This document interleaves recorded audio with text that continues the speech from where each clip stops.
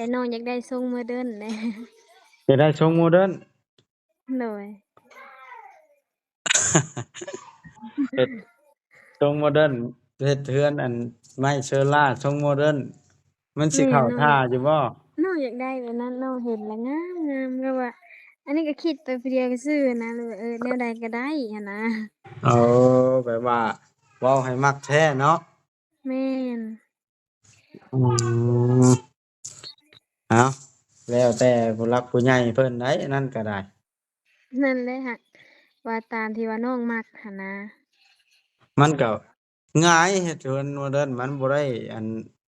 ใช้อันไม้หลายบ่แม่นแนวอื่นเนาะน้องอยากมันได้แบบนั้นน้องคือแบบว่าตามที่ว่าน้องมักแฮงอันใด แฮงดีแล้วคันมักแบบนั้นมันบ่ได้ใช้ไม้หลายมันก็ประหยัดงบประมาณลงอีก อืมก็ตามใจแม่เพิ่นก็แบบว่าเอาความที่ว่าน้องมักหั้นนะน้องมักทรงโมเดิร์น อย่าลืมกดติดตามเพื่อเป็นกำลังใจให้ผมด้วยนะครับทุกคนขอบคุณมากๆครับ เอาพี่น้อยโอเคทักทายสบายดีพี่น้อง FC เบิดสุขุสุขคนเอาพี่น้อยเปิดภาพขึ้นมานี่ค่ะมาอัปเดตเรื่องน้องแต่ดีกว่าพี่น้องเลยเนาะนะตอนแรกของวันศุกร์มานี่พี่น้องเลยหลังจากที่น้องแต่มาเมื่อนั้นเอาไปส่งอยู่คิวรถแล้วก็อ่าบ่ได้พูดบ่ได้เว้ากันเลยครับน้องแต่เนาะหรือว่าเฮาสิมาถามข่าวเรื่องเงินเรื่องซ่านเพราะว่าเฮาก็คือเบาอีหลีก็ได้คุยกันอยู่นะเว้ากันอยู่เรื่องราวสิเฮ็ดเรือนเฮ็ดชานก็ได้เนาะแล้วเฮาสิถ่ายคลิปให้ FC เบิ่งบัดนี้เนาะว่าสิเป็นแนวใดเนาะน้องแต่เพิ่นสิมามื้อใดจังใดก็ได้เนาะเพิ่นแล้วบ่เวียกงานขดองเพิ่นเฮ็ดดองเว้าง่ายๆเฮ็ดดองงานเอื้อยผัวเพิ่นเป็นแนวใดแล้วทั่วแล้วบ่หรือว่ายังเนาะเอาพี่น้องเอ้ยเพื่อบ่เป็นการศึกษาเสียเวลาพี่น้องเอ้ยโทรหาทางน้องแต่เพิ่นกันเลยพี่น้องเอ้ยจักสิว่าแนวใดล่ะพี่น้องนะคลิปนี้ก็ได้ขอร้อง FC อย่าเพิ่งดราม่ากันเด้อพี่น้องเนาะไปโทรเลยพี่น้องเอ้ยเพราะว่าก็ยังบ่ได้อาบน้ำอยู่อากาศเปลี่ยนแปลงเดี๋ยวร้อนเดี๋ยวหนาวมื้อนี้บัดหนาวบางมื้อบัดร้อนเดี๋ยวจักสิว่าแนวใดล่ะจนนั่นพี่น้องเอ้ยไปโทรหาน้องแต่ดีกว่าฮัลโหล ฮัลโหล สวัสดี โดยสบายดี เป็นจั่งใดราบรื่นอยู่บ่งานการ แม่นแล้ว เรียบร้อย เมื่อวานนี่ค่ะ ล้างถ้วยล้างบ่วงเรียบร้อยแล้ว แม่น บ่ได้เพลียบ่ตอนน่ะ บ่ ยาวเติบแล้วติเป็นจั่งใดบ่อันให้อาบน้ำบ่จังบ่ได้เปิดกล้องเดี๋ยวนะ อาบแล้วแต่แบบสัญญาณบ่อยากมีมื้อนี้ลิ้นหยังก็ยาก มันลมเนาะ แม่น มันลมหนาว เป็นจั่งใดตั้งแต่คือได้ข่าวว่าสิเฮ็ดเรือนบ่มื้อใดสิมานะ วันที่15 ฮะ วันที่15 วันที่15สิมานี่ แม่น อ้าวมื้อนี้วันที่หยังแล้ววันที่ 13 13โอ้ใกล้สิมาแล้วเนาะ เออ น้องบอยเด้มาคือกันบ่ ถามกันแล้วว่าเมื่ออยู่เพิ่นน่ะ อ๋อ ว่าจั่งใด มาก็มาอยู่น้ำสาวเทืองแล้วเนาะใกล้เฮือนบ่ดินแล้ว อยู่หั่นแหละ 3อันยากผมได้อยู่ตูบส่วนตัวเนาะ แม่นั่นแหละ อืมมาอยู่3เฮือนชานแล้วบ่หรือว่ามาเคลียร์เรื่องชื่อดินชื่อดอนแล้วล่ะเมื่อ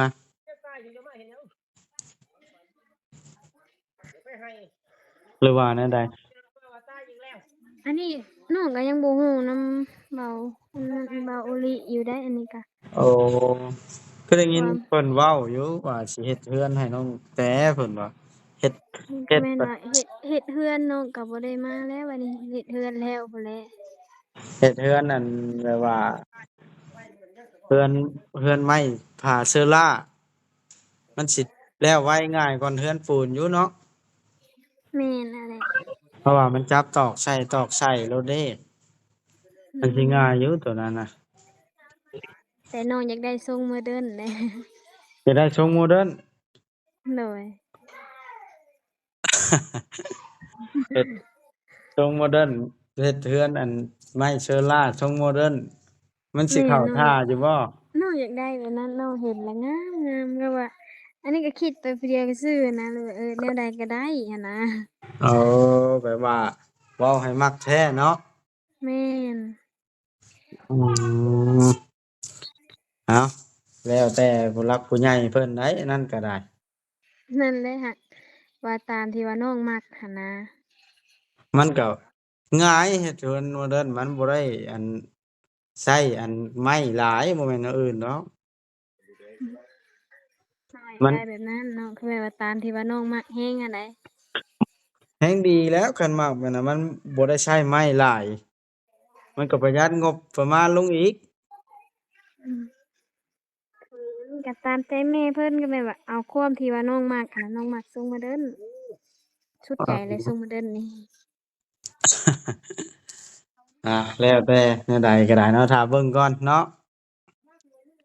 ก็เพียงแต่เพิ่นเฮ็ดให้แบบใดก็สาธุย่อมือแล้วเนาะน้องแต่แม่นอืม นัดกันกับเว้าลี่ว่าสิลงมาเคลียร์เรื่องชื่อดินชื่อดอนเซ็นโอนมอบโอนหยังแล้วอันทางเบิ่งพู้นแล้วบัดฮอดมื้อมันเนาะแต่ว่าเจ้าสิมาน่ะวันที่15เนาะแม่นแม่นเคลียร์เวียกทางนั้นเรียบร้อยบัดนี้เป็นได้ตั้งแต่มื้อนั้นน่ะฮอดจักโมงแล้วฮอด4 โมงแลง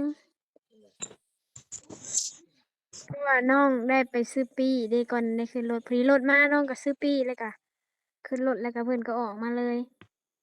บ่ฮอด30นาทีซ้ำเพิ่นออกมาเพิ่นไปฮอดพุ่นก็1 โมง1 โมงปลาย1 โมงนี่แหละ1 โมงครึ่งเพิ่นก็ออกเดะเพราะเพิ่นเอาเป็นชั่วโมงเดะมื้อนั้นน่ะสุดท้ายแล้วไปส่งในคิวรถว่าบ่ได้ซื้อปี้ส่งไว้แล้วแล้วว่าให้ขึ้นรถแล้วมาเลยไปหาป้าบอนเลยซื้อปี้มื้อนั้นน่ะเพื่อท่ารถมาอีกเดะเออก็ยังดีฮอด4โมงเนาะ แม่นั่นแหละก็บ่ค่ำปานใดพอดีแล้วซ้ำน่ะมื้อจังได้พักผ่อนก่อนเออค่างัวจักโตน้องแต่งานดองฮะ2 2โตพุหมู่2เอ๋ยังสู่งานดองชาวสมหวังบ่ได้อือฮึรู้จักบ่งานดองชาวสมหวังมื้อนี้บ่ได้บ่ฮู้บ่บ่ติดตามเนาะเห็นเขาเจ้าลงหั้นนะเป็นดอง10,000 เหรียญเอาหนุ่มเมืองนอกอยู่ USA เพิ่นก็มาบ่นั่นก็มาแต่งหั้นแหล้วคือได้ของได้หลายเด้อเนาะเออผัวบัดอายุ69 ปี อืมเมียเพิ่นชาวได้ซะบัดนี้เมียชาวปีบ่ว่ายินเขาเว้าอืมก็ลื่นกันบ่หลายเนาะแม่นขอเพียงแต่มักฮักกันนะอายุบ่เกี่ยวเอาอันนั้นมาต้อนหน่อยเด้อน้องแปรเอาหยังเนาะปีนงัวมาต้อนหน่อยเด้อวันที่25น่ะกินเบิดแล้วบ่ขา2โตนะเบิดแล้ว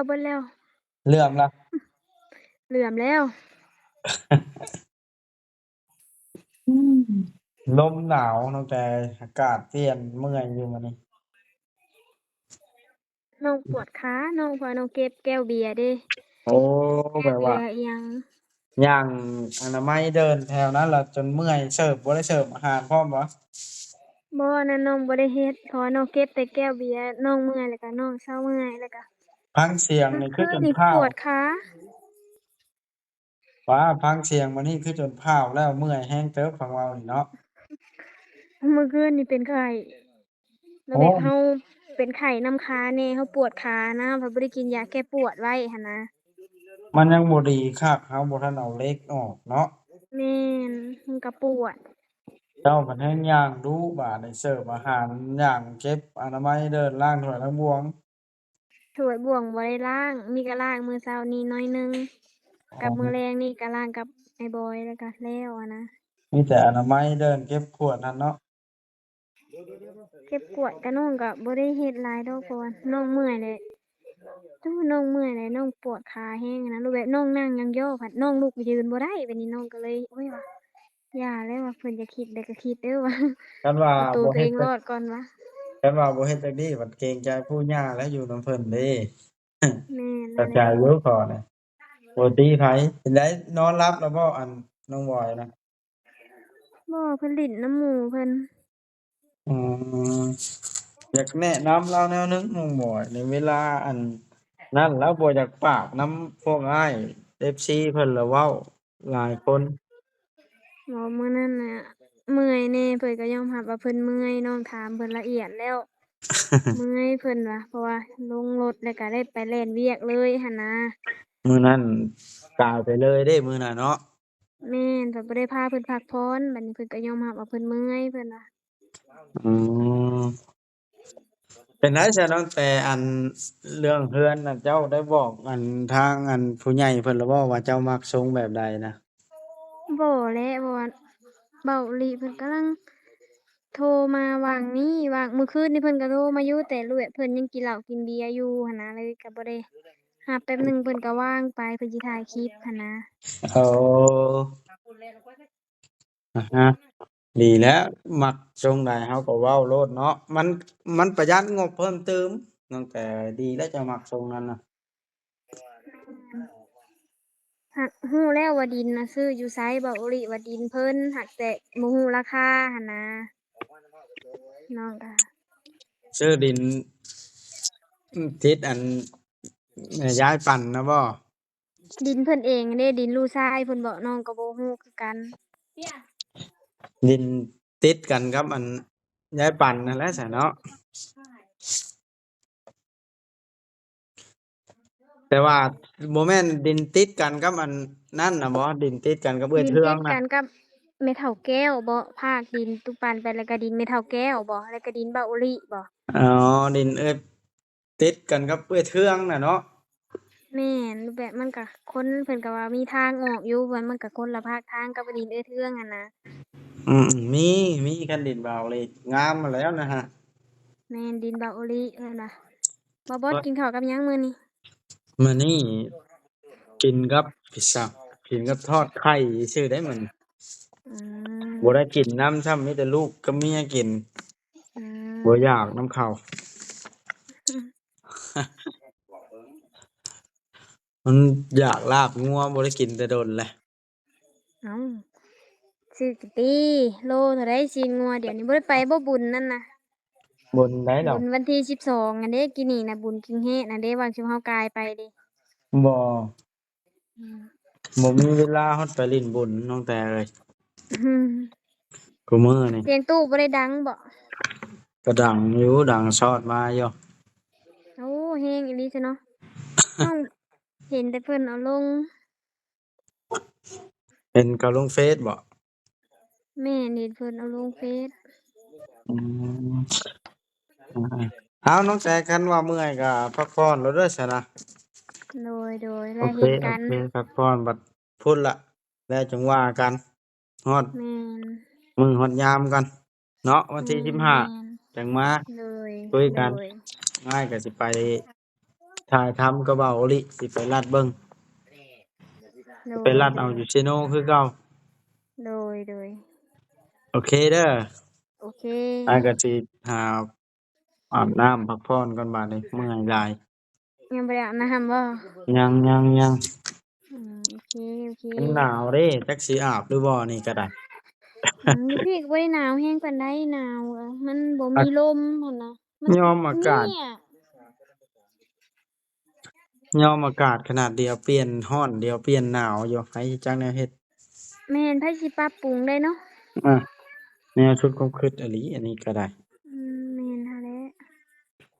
เอ้าเว้าหลายมันยืดยาว นอน โดย ๆ เดี๋ยวๆน้องแต อ้าวยั บ่ ง ได้ อีก พันเลขเด็ดบ่ เมื่อคืนนี่น้องฝันว่าได้คั่วหมู พันแต่ครัวหมู เลยเอาบ่วงขูดหนังหมูน่ะสีดำเอาบ่วงขูดหนังมันมาขูด เอา ขนมัน แล้ น่ะนะ วบาดนี้อะงวดก่อนนะชื่อเลขหมู่เอาโอเคซะนะ โอเค อยากชื่อเลขพอได้เงินเติมน้ำมันรถนี่นะ มันบ่มีเงินเติมน้ำมันรถอีกแล้วนี่ ลูกกี้อะ ไปคู่มือเด้ โอเคน้องแต เอาบ่วงซักโลดเดี๋ยวซักไป อ้าวพี่น้องเอ้ยทางเฮาก็ได้คุยกับน้องแต่เรียบร้อยพังเพิ่นก็เมื่อยเพิ่นเจ็บขาพี่น้องเอ้ยเพราะว่าเพิ่นก็เรียกอันละจัดงานมันบ่แม่นง่ายเนาะพี่น้องคันย่างหลายๆก็ปวดขาอีกอย่างขาเพิ่นครับขาหักหาก็ได้บ่ฮอด3-4 เดือนซ้ำให้ได้คนเฮาถือว่าคันดีย่างได้ซำนั้นก็ถือว่าเก่งละเพราะว่าบ่วัดเคยเห็นหมู่ของบ่วัดขาหักนี่เป็นปีเป็น2 ปียังย่างบ่ได้หั้นนะอันนี้เรา2-3 เดือนถือว่าเราเก่งย่างเก็บอนามัยเดินแล้วปวดขานะเบิ่งเนาะคำบ่เฮ็ดก็บ่เป็นมาอยู่นำปู่นำย่าเข้าใจอยู่ดอกคอนี้ก็ได้พี่น้องเอ้ยอ้าวพี่น้องเอ้ยบัดนี้ทางหมู่บ้านก็ได้พูดคุยกับน้องแต่เพิ่นเรื่องเฮือนเนาะเพิ่นก็ว่าเพิ่นอยากได้ทรงโมเดิร์นเพิ่นว่าถ้าให้มักแท้เพิ่นว่าแต่ว่าสุดแล้วแต่ผู้ใหญ่เพิ่นนะเพิ่นมักอันใดให้ตามใจเพิ่นเนาะแล้วแต่เพิ่นเฮ็ดให้หั่นแหละแต่ว่าผู้เพื่อนนี่ถ้าโมเดิร์นนี่มันใช้ไม้น้อยกว่ากันประหยัดงบกว่ากันพี่น้องเอ้ยเนาะเพราะว่ามันบ่ได้2ด้านเด้เครื่องมุงก็สิยิงบัดเดียวไม้คันเฮ็ดทรงกบนี่มันอาจสิเปลืองกว่าทรงโมเดิร์นนี่มันเป็นแล้วเดียวเรื่องเพราะว่าบ่บอสก็เคยเฮ็ดเรือนบ่บอสก็เลยรู้จักเรื่องเกี่ยวกับไม้หั้นนะพี่น้องเอ้ยมื้ออื่นทางบ่เวียงไชเพิ่นว่าให้บ่บอสน่ะไปขึงไปตั้งเรือนให้ทางพอดเรือนพอเฒ่าช่างจ้อยมื้ออื่นบ่บอสสิได้ไปพุ่นล่ะบ่เวียงโทรมาบัดนี้ไปตั้งให้แหน่เพิ่นว่าบ่มีช่างแล้วเพิ่นว่าจำเป็นแล้วคันว่าน่ะสิได้ไปตั้งเทปูนให้เพิ่นละครึ่งให้เพิ่นส่ำนั้นล่ะให้เพิ่นเฮ็ดเพราะว่าเฮารับเฮ็ดบ่ได้มันไกลคันเฮาสิรับเฮ็ดเป็นช่างเองไปเฮ็ดพาทีมงานไปเฮ็ดบัดงั้นเวลามันบ่ตรงกันมันสิเตียนกันบ่ได้สิผิดกันบ่ง่ายพี่น้องเอ้ยจ้างสร้างก็ดีแล้วเฮาสิไปตั้งเทปูนให้แล้วก็เครื่องให้แล้วก็ให้เพิ่นเฮ็ดต่อเพิ่นเฮ็ดเป็นอยู่ดอกโตมันนั่นง่ายนะสร้างจ้อยก็ได้พอน้องแต่น่าสิเป็นก่อยชื่อนะพี่น้องเอ้ยเพราะว่าเฮาสิไปตั้งเครื่องให้มันเพียงแล้วตัวใดบ่เป็นแล้วเฮาจังสิคอยบอกไปบ่ยากดอกเนาะตัวใดบ่เป็นเฮาจังสิบอกให้เพิ่นเฮ็ดแนวนั้นเอาว่าในพี่น้องคลิปนี้ก็ได้สิได้ขอจบคลิปลงเพียงส่ำนี้ซะก่อนคลิปหน้าจังว่ากันใหม่เนาะรอเบิ่งรอชมนำกันเรื่องเฮือนชาน้องแต่ก็ได้สิไปฮอดชัยก็ได้พี่น้องเอ้ยFC ผู้หยุบบอกว่าสิจบคลิปแล้วขอเว้าหน่อยจังหน่อยผู้เพิ่นนั้นบ่มักเฮาพี่น้องบ่อยากให้เฮายุ่งกับทุกเรื่องจักสิว่าแนวใดล่ะพี่น้องคำบ่ยุ่งบ่นั่นบ่ถ่ายคลิปบัดแฮงบ่มีหน้าที่การงานเฮ็ดเนาะคันว่าให้เฮาไปหาเฮ็ดเองไปเฮ็ดเองก็บ่ได้เฮ็ดบาดนี้พี่น้องเอ้ยมันแบบว่าบ่มีงานเฮ็ดนะบ่มีบ่อนถ่ายเนาะคันเฮาได้ไปเฮ็ดเรือนจักหลังนึงเฮามีบ่อนถ่ายบ่อนอัปเดตเฮาก็สิ อัปเดตอยู่งานเฮาก็อันนี้ก็ทำกันกับงานเฮาล่ะเพราะว่าน้องเฮาก็ไปนํกันนะ ไปมาใส่ก็ใส่รถคันเดียวกันเนาะยกเว้นมีธุระส่วนตัวจักเล็กจักน้อยแล้วไปทางมันแบบนี้เฮาบ่ได้ไปแบบนั้นเนาะสมมุติก็ยังเป็นบ่สว่างคักเป็นชิงเลงมื่นตาบ่เบิดหน่วยจักเป็นจั่งใดพี่น้องเอ้ยนะโอเคบัดนี้พี่น้องคลิปนี้ก็ขอจบชั้นนี้ก่อนเนาะเว้าหลายมันห่างอย่าให้ห่างมันยืดยาวสิดอกเนาะสำบายดีเด้อพี่น้องเด้อ